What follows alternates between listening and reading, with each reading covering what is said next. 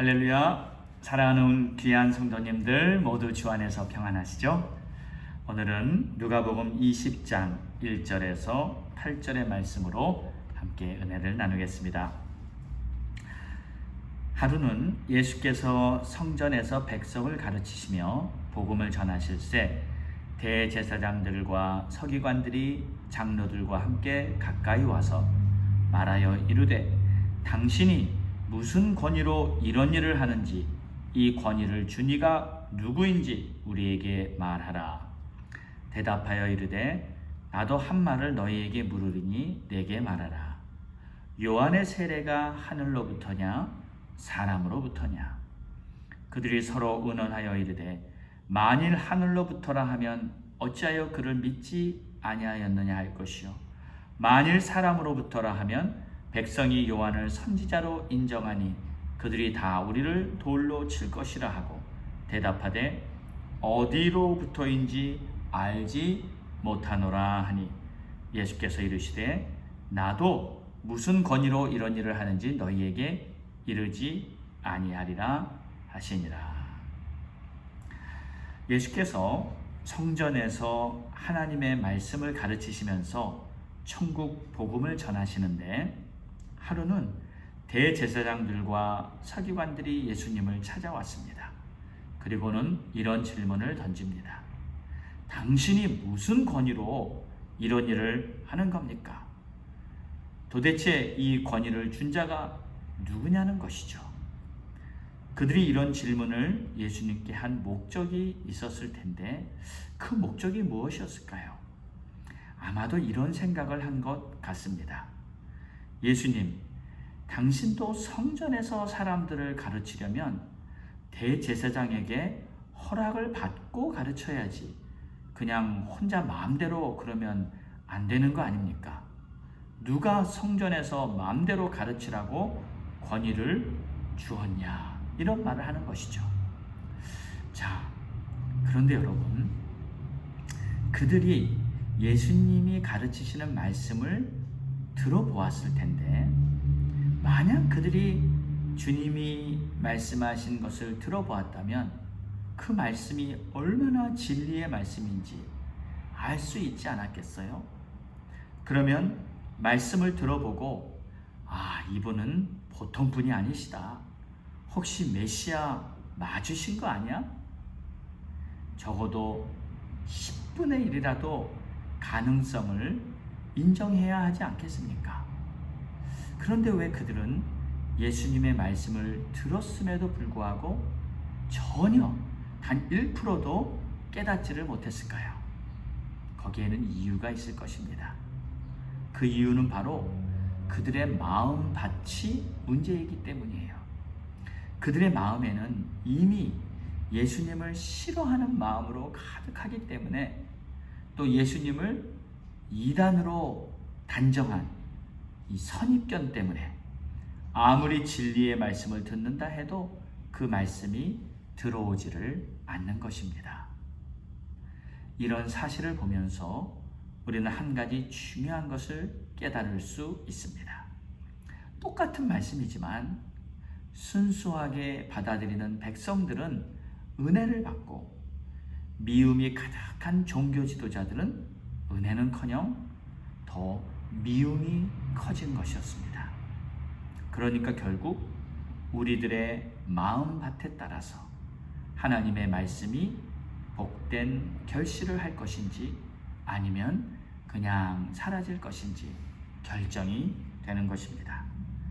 결국 마음밭이 중요한 겁니다. 여러분의 마음밭이 항상 옥토와 같이 잘 가꿔지기를 바랍니다. 어떤 경우에라도 미움과 분노, 시기, 질투 이런 것들은 틈타지 못하게 하십시오. 예수님께서 그들에게 대답 대신에 이렇게 말씀을 하십니다. 나도 너희에게 질문을 하나 던지겠다. 요한의 세례가 하늘로부터냐 사람으로부터냐? 이 질문을 들은 그들은 대답을 못하고 그저 잘 모르겠다고 얼버무립니다. 사실 그들은 요한의 세례가 하늘로부터라는 것을 어렴풋이라도 알 것입니다. 그러나 그 사실을 인정하고 싶지 않은 것이었겠죠. 세례 요한이나 예수님이나 종교 지도자들인 자기들에게 와서 의논을 한다거나 허락을 받는다거나 이런 절차 없이 그냥 사역하는 그들이 다 싫었던 것입니다. 예수님은 그런 태도를 취하는 대제사장들에게 더 이상 답변을 해줄 필요도 느끼지 못한 것 같습니다.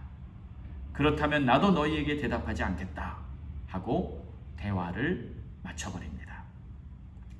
자, 그들이 질문했던 권위에 대해서 한번 생각해 보겠습니다.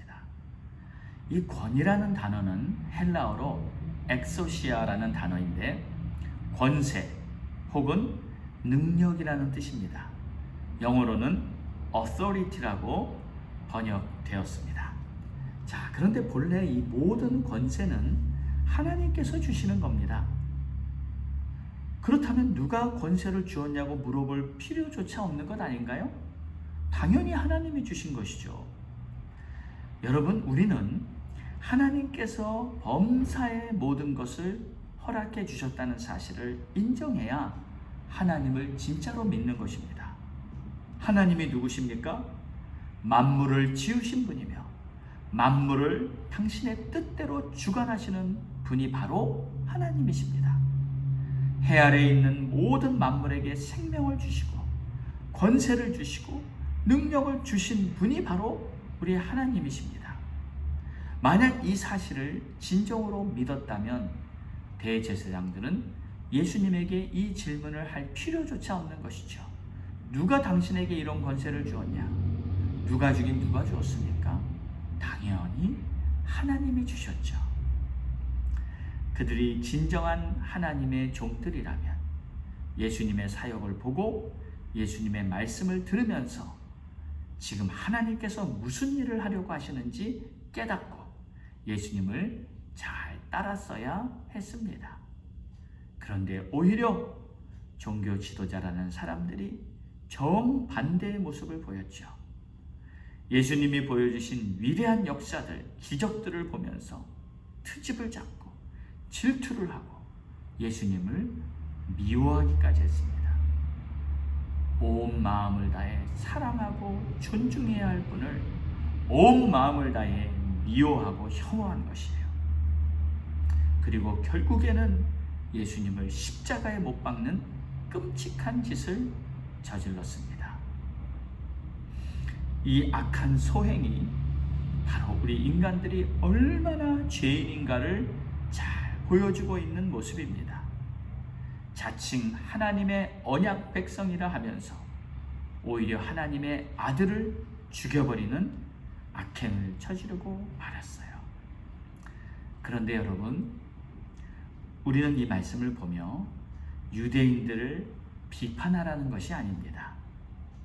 그런 악인들도 사랑하셔서 모든 사람을 구원하시려고 십자가를 수락하신 우리 주님께 한없는 감사와 찬양을 드려야 하는 것입니다.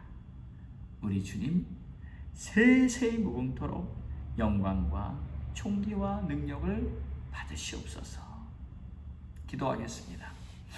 좋으신 하나님 감사합니다.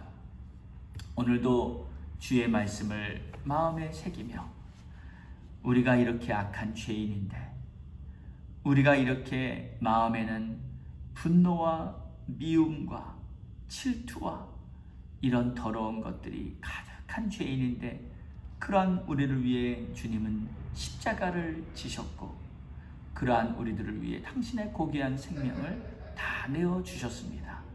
주님, 오늘도 그 주님의 고귀한 사랑과 은혜 앞에 감사하며 오늘 하루를 믿음으로 살아내기를 원하오니 우리에게 힘주시고 능력 주시고 필요한 모든 것을 채워주시사 오늘도 당당히 하나님의 자녀답게 믿음으로 살아가는 우리 모두가 되게 축복하옵소서.